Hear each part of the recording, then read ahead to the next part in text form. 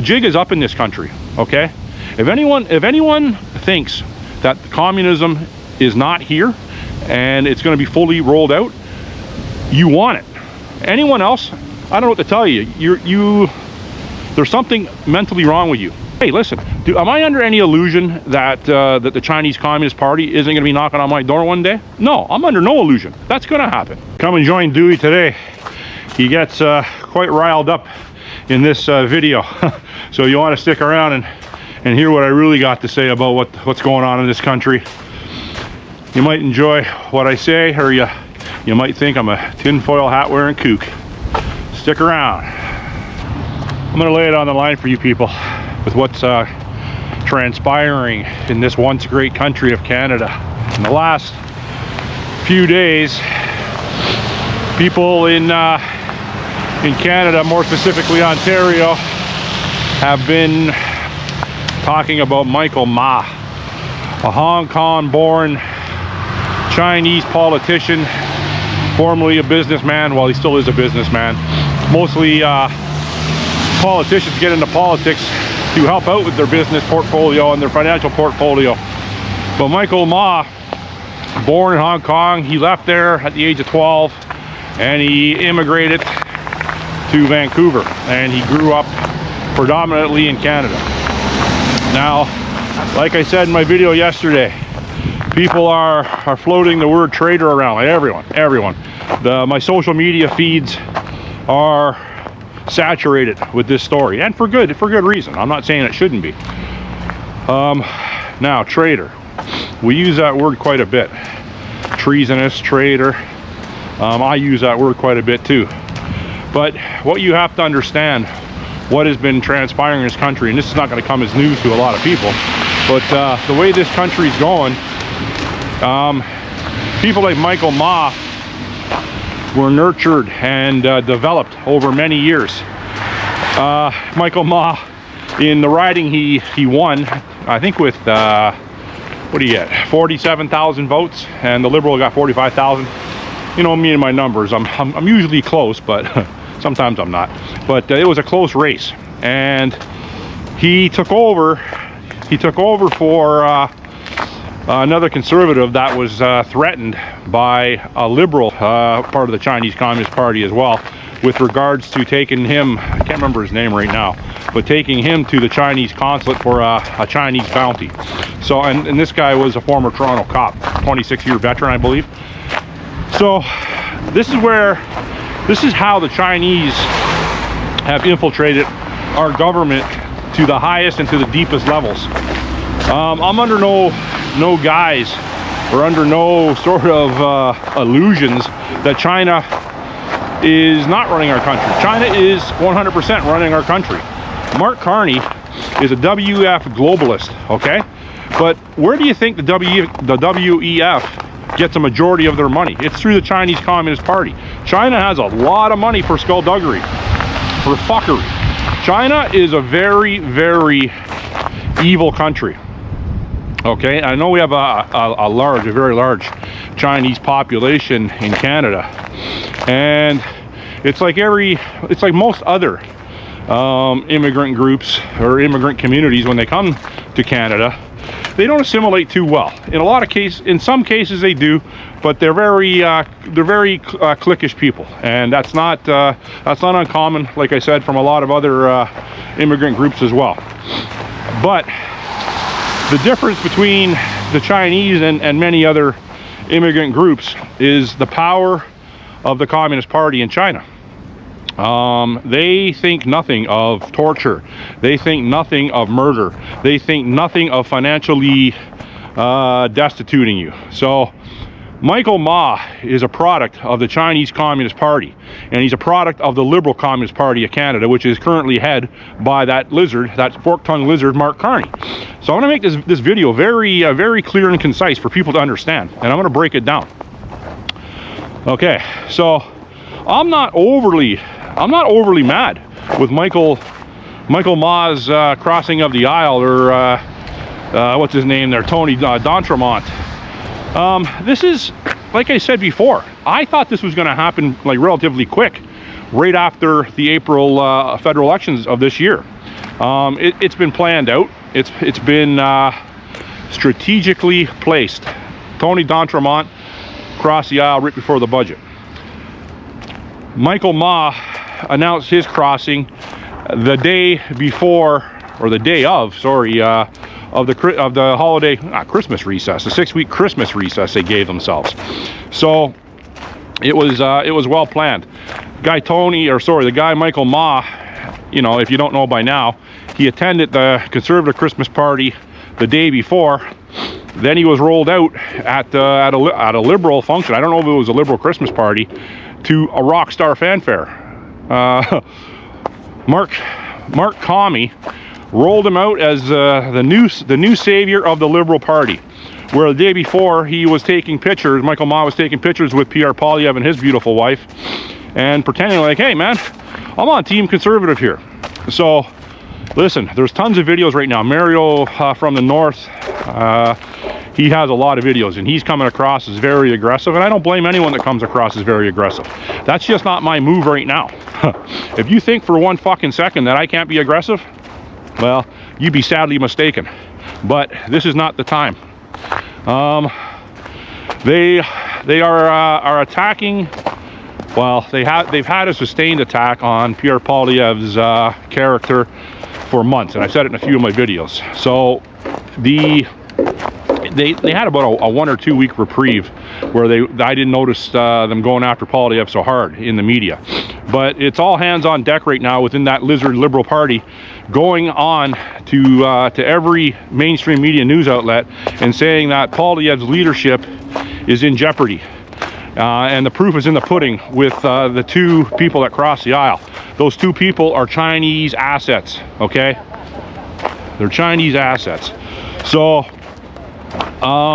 people, the Liberal Party would like you to believe that it's Pierre Poilievre's smug attitude, it's Pierre Poilievre's inability to translate, or inability to communicate to his party. And that's not the case. Pierre Poilievre isn't the reason that the Conservative Party is in second place.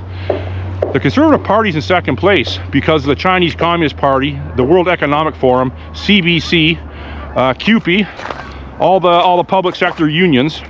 That's why Pierre Poilievre is in second place. It's from unfair elections. It's from bought and paid for media. It's from labor unions being supported financially through the Liberals to go out to their membership to vote Liberal. And take into account, we've had such an increase in government jobs since Liberals came in 2015. I don't know what the number is. I'll put it up on the screen. Between 2015 and now, all they've done is they've increased the number of federal employees or government employees substantially. So when you do that, I know now they're talking about laying people off, and you know they have no choice but to lay people off. So anyhow, I'm going to put up on the screen how many people they hired between 2015 and 2025. And there's rumor that there's going to be significant layoffs, or not so much layoffs, but buyouts, early retirements, which is going to cost billions of dollars. So the money that the Liberals are spending is unbelievable. Hold on one second here. It's too cold for this today, brother.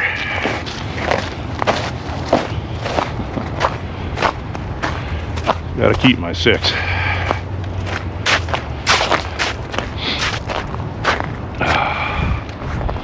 I'd rather be behind him than him behind me. So the amount of money that the Liberals have squandered is absolutely mind-boggling. It's a never-ending printing press of spending of money. They can buy their way out of problems. They can bribe people, and I'm not saying all this is money when they bribe these people too. Like I said, the Chinese Communist Party is very evil, and you know, they can threaten people's families over there. We all know that's happened. They still commit genocide to this day. Canada is going full communism, and that's what we have to understand. And the people that are propping the Liberals up, the Antifa types, the poison dart frog hairdo types, the septum ring, nose ring types, they don't have a future in this country.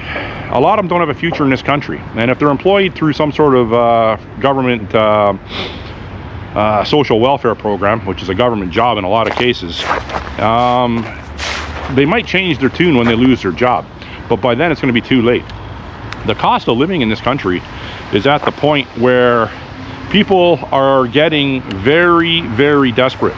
I'm noticing coming up on my Facebook feed up in the Muskoka region. I don't know, for some reason I get this feed coming on my Facebook now, but they're pointing out people that are stealing in the grocery stores there, and they're actually posting the pictures of people stealing in the grocery stores. And I don't know, like I said, I don't know why. I guess it's the algorithm, my interest or whatever.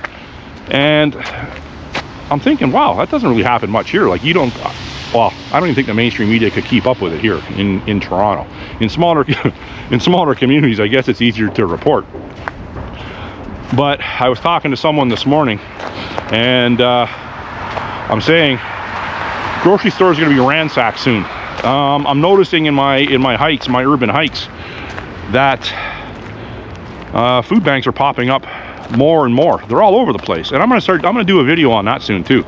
And the food banks, a lot of them don't advertise from the outside, so you just walk by them, and unless you're very close to them, you wouldn't know it's a food bank. And that's what's happening in my daily travels. I'm trying to do 35 kilometers a week hiking, and in my travels, I'm noticing more and more food banks, and that's because our economy is sinking, and we're overwhelmed with unsustainable immigration. We're overwhelmed with so many people here, not enough housing, not enough jobs. They are taking government handouts, all these people, like never in the history of Canada. They like to say, well, it's the immigrants that built this country. Well, yes, European settlers built this country. Okay, it's not the Somali people that come here. It's not the people from Africa that built this country. Okay, so get that through your fucking head, because that's not how it went down here. Okay, all these houses here, they're all built around the 1910, 1920. Most of them were built by Scottish, English, and Irish people. Okay, then came in the Portuguese and the Italians. The Italians in the 1920s, Portuguese came in around 1950s. And I got no problem with Italians and Portuguese people. They're hardworking people. And a lot of other immigrants to this country are hardworking people too. But the way this government has set it up, they've indoctrinated the new immigrants that come into this country to be on the fucking take. It's programmed into them, because the more people they have on the government take, the more people they have subservient, the more voters they have, the more boots on ground they have.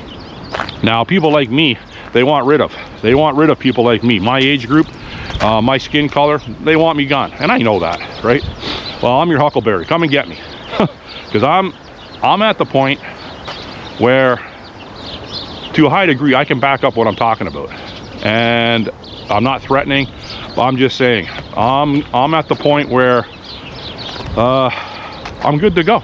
I'm good to put in the work. So I wish I was younger, but I'm not. I'm out here on a daily basis trying to improve my fitness level, because I know where this is going. I know where it's going. People that grew up with the mindset, let other people take care of me. I can't do that. I don't want to learn how to do that. You know, that's, you know, why would I do that when I can get someone else to do it? That's never been my fucking mindset. My mindset has been to try to do it myself. If I can't do it myself, I'll reluctantly ask for help. I try to learn things and do things on my own, because it could come in handy when you need it. And I just like it anyways. It just keeps my mind busy. People that are relying on other people their whole lives, when shit hits the fan, they might as well just fucking go, I'm not even going to say it. When shit hits the fan, they are not going to last very long. And hey, listen, like I've said before, I could last an extra minute, or I could even go ahead of other people, because a lot of people that rely on other people for a lot of what their daily activities involve, they have a way of navigating a system too where they can survive. So I don't know if that makes any sense. I don't know if I put that into words properly. My head's got a lot of ball bearings shaking around in it right now. So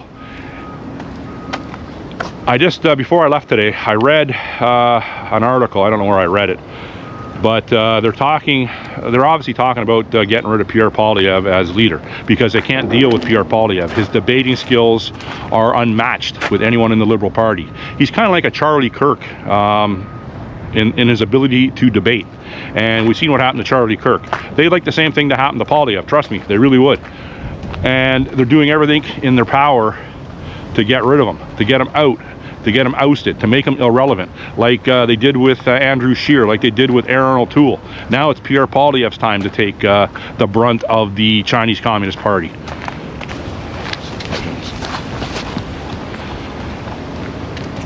It doesn't matter who they put in place of Pierre Poilievre. They're talking about Caroline Mulroney.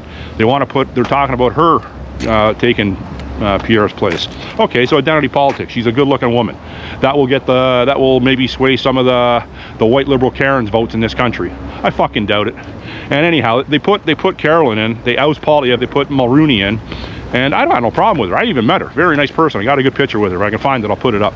And the father Brian, very nice, very attractive woman. I got no issue with it. But if they're floating her name around, it must be for a reason. And the reason is she's probably compromised. She's in Doug Ford's cabinet, or I don't know. Yeah, she might. Yeah, I think she is. I think she does have a portfolio. So there's a reason they're floating her. You know, I'm with Pierre Poilievre because we're not going to vote this out anyways. They're not going to allow us to vote this out. So Pierre might just go into question period when they go back after 6 weeks, and just keep shredding them. Keep shredding them in question period. The Conservative Leadership Review comes up at the Calgary National Convention at the end of January 2026, 29th to the 31st, I do believe. And they are going to do everything in their power, and by they, I mean the Communist Broadcasting Corporation, CBC. They're all Chinese assets too. And they're going to do everything in their power to get rid of Poilievre. They're going to slander him like you've never heard slander before. And that goes back to Michael Ma. I'm going to say something else about Ma in a second here. But that goes back to Michael Ma, the timing. Right before the Christmas break. You know what I mean? And I don't even think that Parliament resumes before the Calgary Convention. It might be after. It might be in February. Wouldn't that be swell? So they're gonna run with this these two douchebags across the aisle for money. Maybe they have videos of them doing inappropriate things with little people. Who knows? Just theorizing, alleged. It's just my theory. I'm not saying they have, but you never know what the Chinese Communist Party is capable of. It seems like they're capable of quite a bit based on how they're running the fuck out of this country. So another thing I want to point out before I end the video. I think it was 2 or 3 weeks ago in Hamilton. This is a bit off on a tangent. 2 or 3 weeks ago in Hamilton, there was a group in downtown Hamilton, a group of white men, white males, all relatively large, I would say in their 20s and 30s, all wearing black, and they all had masks, balaclavas on.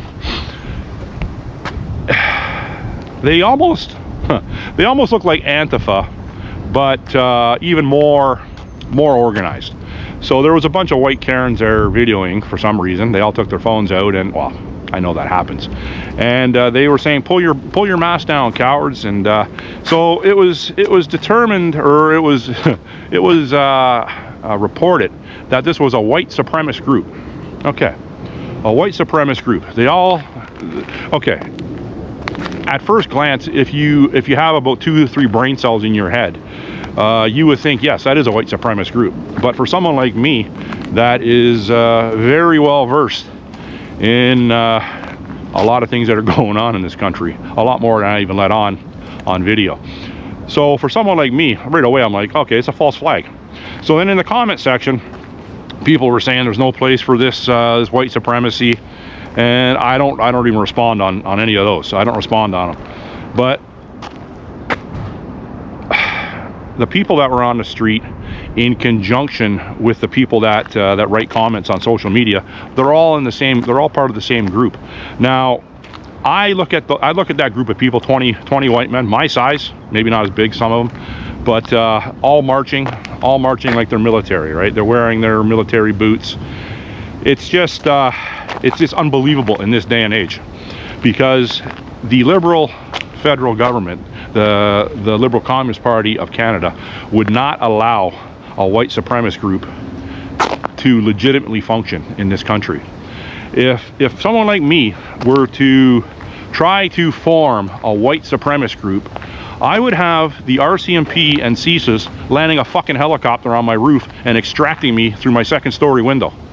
It's not going to happen, okay? So people that are going around on the street saying white power, and they were singing that, sorry, they were singing some white power fucking goofball song, and it's like, this is fucking unbelievable. This is not reality. So the racism demand outpaces the supply, so they have to fabricate it. Same as the trucker convoy in 2022, which I attended.